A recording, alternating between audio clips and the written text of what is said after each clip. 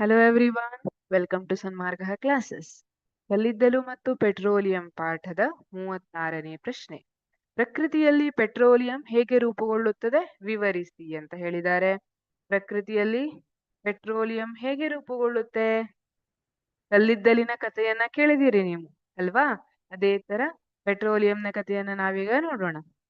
ಸಮುದ್ರದಲ್ಲಿ ವಾಸಿಸುವ ಜೀವಿಗಳು ಸತ್ತಾಗ ಅವುಗಳ ದೇಹಗಳು ಸಮುದ್ರದ ತಳವನ್ನು ಸೇರುತ್ತವೆ.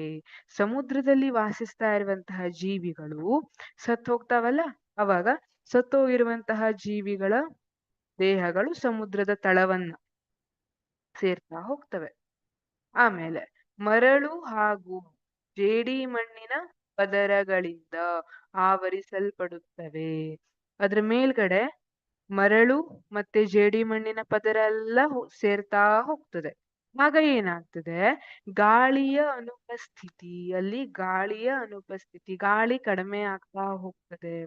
ಹಾಗೆ ಅಧಿಕ ತಾಪ ಮತ್ತು ಅಧಿಕ ಒತ್ತಡ ಉಂಟಾಗ್ತದೆ. ಈಗ ನಮ್ಮ ಮೈ ಮೇಲೆ ಒಂದಿಷ್ಟು ಭಾರದ ಚೀಲಗಳನ್ನ ಹಾಕ್ಬಿಟ್ರೆ ಏನಾಗ್ತದೆ? ಒತ್ತಡ ಜಾಸ್ತಿ ಆಗ್ತದೆ, ತಾಪ ಜಾಸ್ತಿ ಆಗ್ತದೆ ಅಲ್ವಾ?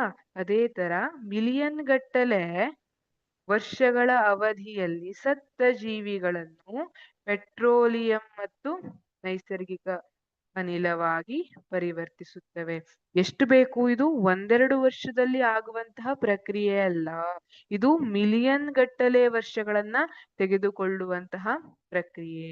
ಇಲ್ಲಿ ಸಮುದ್ರದಲ್ಲಿ ಸತ್ತ ಜೀವಿಗಳು ತಳವನ್ನ ಸೇರ್ತಾ ಅದ್ರ ಮೇಲೆ ಜೇಡಿ ಮಣ್ಣು ಮರಳು ಎಲ್ಲ ಸಂಗ್ರಹ ಆಗ್ತಾ ಇದೆ.